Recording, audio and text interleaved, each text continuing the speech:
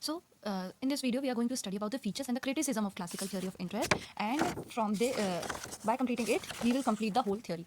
Okay, as we have already completed the in the previous video lectures about the meaning, determinants, assumptions, and determination of rate of interest. We have covered 4 things. Now 2 more things and the whole classical theory would be completed. Now the features. So the first feature is it is a capital theory of interest. Okay, so classical theory of interest, its first feature is capital theory of interest. है ना? It is also known as the capital theory of interest because in classical theory, interest is defined as the reward for the use of capital. So it, just you can say revolves around the capital. Okay, and the rate of interest is determined by the demand and supply of capital only. Okay, so the supply of capital is a positive and the demand of the for the capital is a negative function of the rate of interest. Now the second one is real theory. So the classical theory is concerned with the real rate of interest, which is determined purely by the real factors. It means only real factors are able to influence rate of interest. Okay, of saving and investment. Real factors. What does real factor include? The real factor includes like saving and investment, and in which real factors which saving depend, it would depend on factors like waiting, abstinence, etc., and the investment on marginal productivity of capital. Okay, not in money or not on money or money supply. It means that due to change in money or money supply or price level, the rate of interest is not determining. We are not determining the rate of interest using these. The money or market rate of interest is less than the anticipated rate of interest inflation. ठीक है. It is assumed, as the classical theory does, that the price level is constant, है ना? So the price level is also not affecting the rate of interest, and the income is constant, and the you can say the money is acting as a medium of exchange merely. Okay, so that it will remain constant, then the real and money rates of interest are equal. So here it is written that due to the fact that price level are constant, then the real and money rate of interest are equal. Okay, next the next feature is flow theory. It is the flow theory. It means the theory is stated in flow terms. The supply of or saving is regarded as a flow of funds into the capital market, and the demand or investment is a flow of funds out of capital market. Okay, so the flow or there is a continuity in the capital market where the savings are coming as a supply of capital and investments are going as a demand for capital. Okay, the equilibrium of the capital market requires the equilibrium between the flows of saving and investment. Like the amount of capital people are willing to save is equals to the amount of people firms or producers are willing to purchase, है ना, या फिर gate. Okay, और invest. Now the positive ROI. Next feature is positive ROI.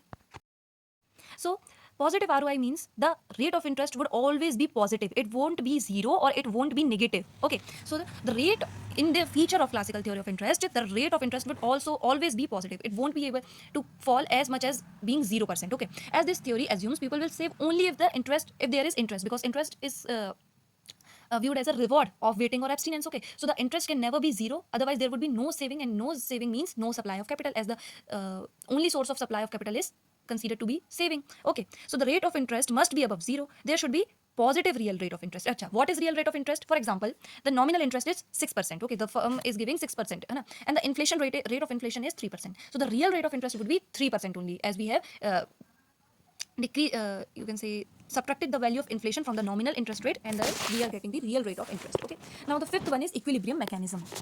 So as classical economists believed that in all the markets there would be equilibrium achieved as there is flexible wages, prices, and interest rate. So in the capital market also the equilibrium rate of interest would be there always. Okay, and how?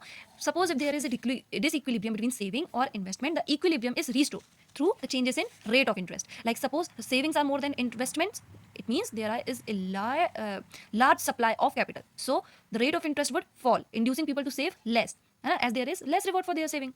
They can they can make expenditure to just fulfill their present consumption. And if the investment or the demand of capital is more than its supply or saving, the rate of interest would increase.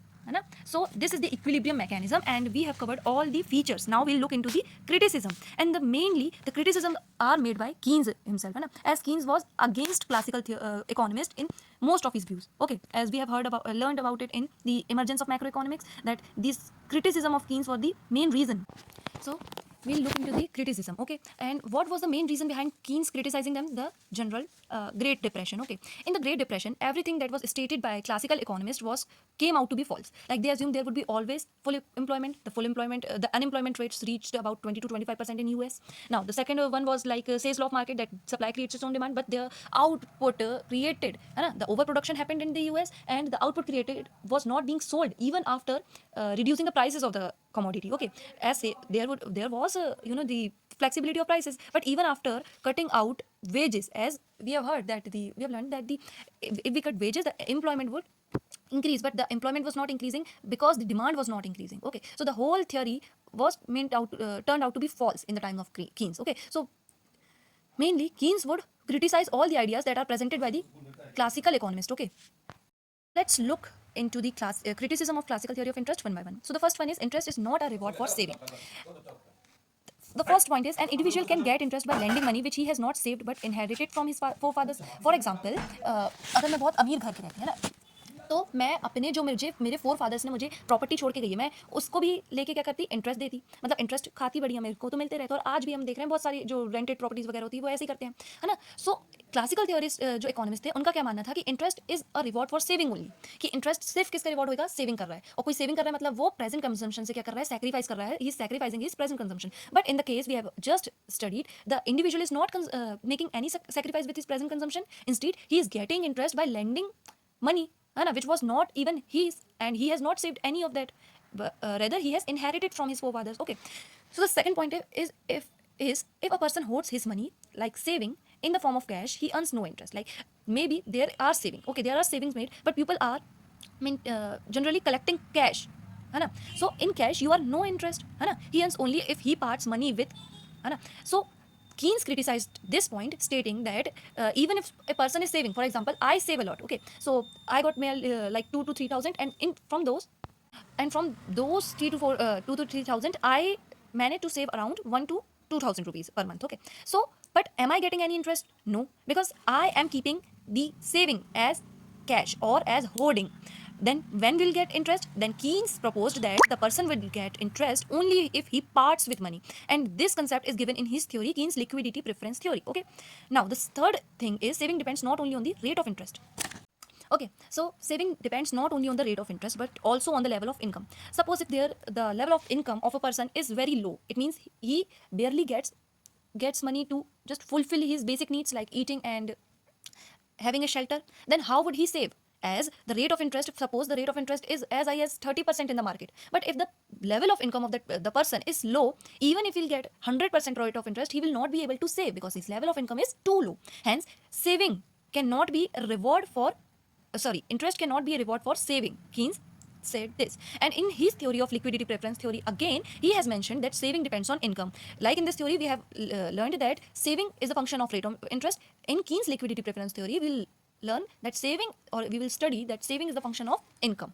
Okay, so the fourth one is, if you'll see here, Keynes regards interest as a monetary phenomenon and defines the rate of interest as a reward for parting with liquidity or cash balance rather than as reward for saving. है ना? So it is about the Keynes liquidity preference theory. है ना? So in this he regards saving as a monetary phenomenon. Like this rate of interest should be determined by monetary phenomenon, not by real factors. Okay, and he defines the rate of interest as his reward of parting with liquidity. है ना? Parting with liquidity means you are letting go your cash, like you are not holding your saving in the form of cash, but you are letting go, as we studied in the second point here, है ना?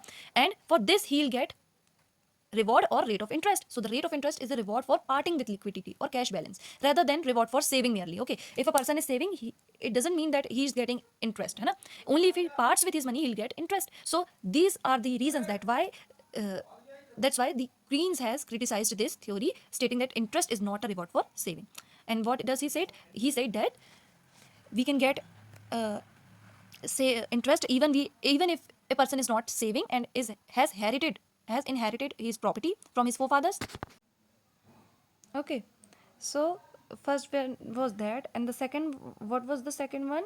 The second one was saving does not always mean that you will get interest, है ना? You will get interest only if you are parting with money. And then the third, saving does not depend on rate of interest merely. So rate of interest cannot be a reward for saving, है ना? Instead, saving depends on the level of income. Okay, so this all things are mentioned in the liquidity preference theory of interest by Keynes. So we'll study it further. Now the second criticism is narrow view of supply of capital.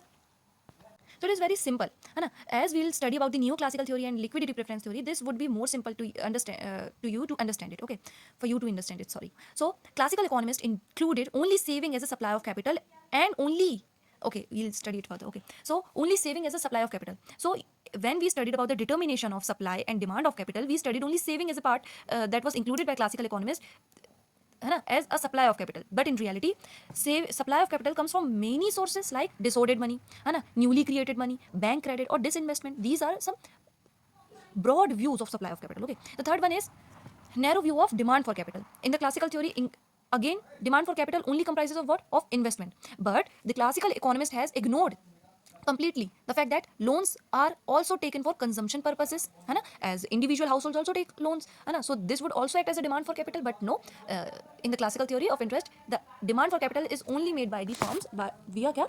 Investment. Okay, now the fourth criticism is indeterminate theory. So the fourth point is indeterminate theory. So Keynes criticized the classical theory of interest. According to the classical theory, the rate of interest is determined by the interaction of saving and investment curves, as we have studied about it.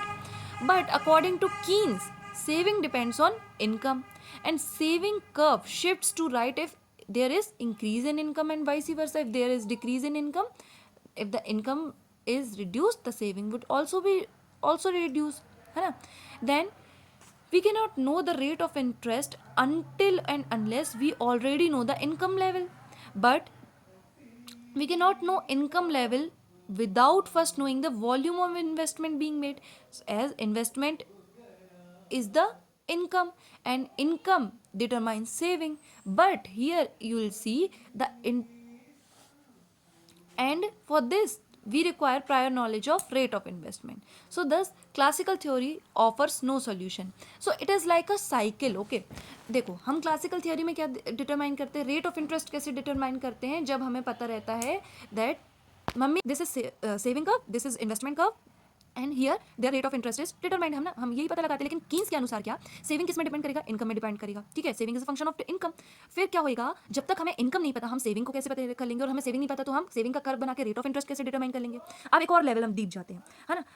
हम income का पता तब तक नहीं लगा पाएंगे जब तक हमें इन्वेस्टमेंट का नहीं पता है. वॉल्यूम ऑफ इन्वेस्टमेंट ही तो आखिरकार आउटपुट और इनकम बनती है ना. तो हम इन्वेस्टमेंट का पता नहीं लगा पाएंगे जब तक हमें किसका नहीं पता, इनकम का नहीं पता. और हमें इनकम का पता नहीं लगा पाएंगे जब तक हमें इन्वेस्टमेंट का नहीं पता. ठीक है, और हम इन्वेस्टमेंट का पहले पता कैसे लगाएंगे कि रेट ऑफ इंटरेस्ट कैसे चल रहा है, prior knowledge of rate of interest.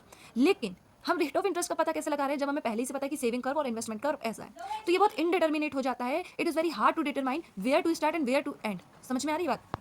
अब हम बात करेंगे हमारे कहना चाहिए फिफ्थ क्रिटिसिज्म के पॉइंट में, जो कि है सेविंग एंड इन्वेस्टमेंट नॉट, या फिर आपको कहना चाहिए not interest elastic. Classical theory का मानना क्या है, that saving and investment are interest elastic, मतलब कि sensitive to changes in the rate of interest. मतलब रेट ऑफ इंटरेस्ट बढ़ेगा तो सेविंग्स भी बढ़ जाएंगी, इन्वेस्टमेंट रेट ऑफ इंटरेस्ट कम होएगा तो इन्वेस्टमेंट बढ़ जाएंगी, एंड वाइस वर्सा दोनों में. ठीक है, लेकिन रियलिटी में क्या होता है, इन्वेस्टमेंट किस में डिपेंड करती है, ज़्यादा डिपेंड करती है आपके मार्जिनल एफिशिएंसी ऑफ कैपिटल में और फ्यूचर एक्सपेक्टेशंस एंड प्रॉफिटेबिलिटी में, rather than on the rate of interest. अगर रेट ऑफ इंटरेस्ट हाई है लेकिन ये सारी चीज़ें पॉजिटिव हैं फॉर दी इन्वेस्टमेंट, तो तब भी बिजनेस क्या करेंगे, इन्वेस्टमेंट करेंगे. लेकिन ये सारी चीज़ें अगर लो है और मतलब आपको कहना चाहिए नेगेटिव असर डालेंगी आपके इन्वेस्टमेंट के साथ, और रेट ऑफ इंटरेस्ट कम है मान लो, तब कम रेट ऑफ इंटरेस्ट में भी इन्वेस्टमेंट नहीं करेंगी फर्म्स. और ऐसे ही सेविंग्स के मामले में similarly savings are rarely interest elastic. People may save without any rise in the rate of interest. मतलब अगर लोगों को लग रहा है कि अपने एक्सपेक्टेशंस के अनुसार लोगों को सेव करना है तो लोग सेव करेंगे, तब भी जब रेट ऑफ इंटरेस्ट भले ही नहीं बढ़ रहा वो अपनी सेविंग को बढ़ा देंगे.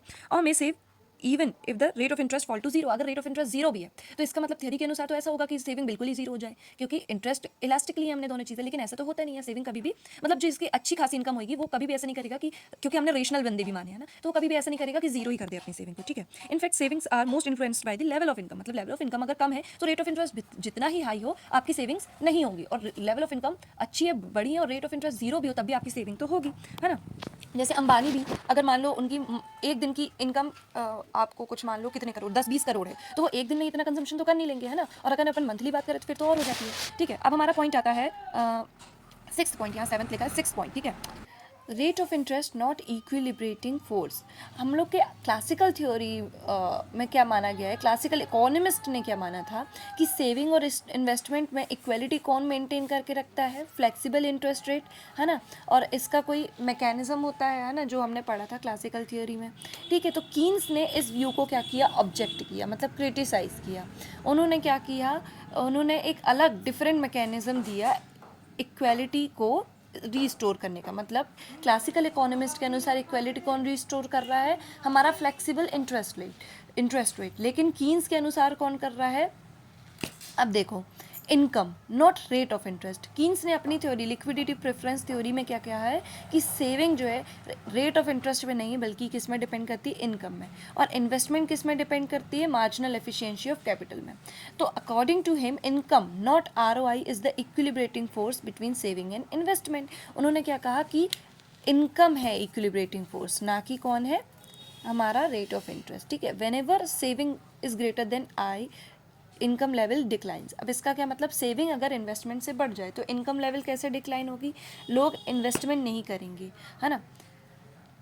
तो इन्वेस्टमेंट नहीं होएगा तो एम्प्लॉयमेंट भी कम हो जाएगा, एम्प्लॉयमेंट कम होएगा तो इनकम भी नहीं होगी। समझ में आ रही बात, तो इनकम डिक्लाइन होगी तो सेविंग भी डिक्लाइन होगी। ठीक है, तो as a result saving falls and become is equals to I के बराबर हो जाएगी आपकी saving. Similarly if investment exceeds saving income level rises, तो सेविंग भी बढ़ जाएगी, है ना। इन्वेस्टमेंट बढ़ेगा तो आउटपुट बढ़ेगा, आउटपुट बढ़ेगा तो इनकम लेवल बढ़ेगी, इनकम लेवल बढ़ेगी तो सेविंग हो जाएगी, तो सेविंग भी इन्वेस्टमेंट के इक्वल हो जाएगी, और सेविंग बढ़ा हो तो इनकम क्या हो जाएगी, फॉल हो जाएगी, तो सेविंग भी इन्वेस्टमेंट के बराबर हो जाएगी। समझ में आ रही है आपको बात।